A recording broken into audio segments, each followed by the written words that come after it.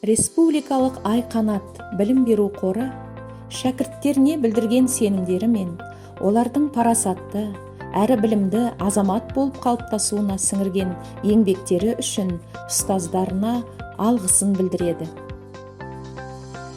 Құрметті Республикалық Айқанат олимпиадасына қатысушы оқушылар, қош келдіңіздер. Сіздерге сәттілік тілейміз.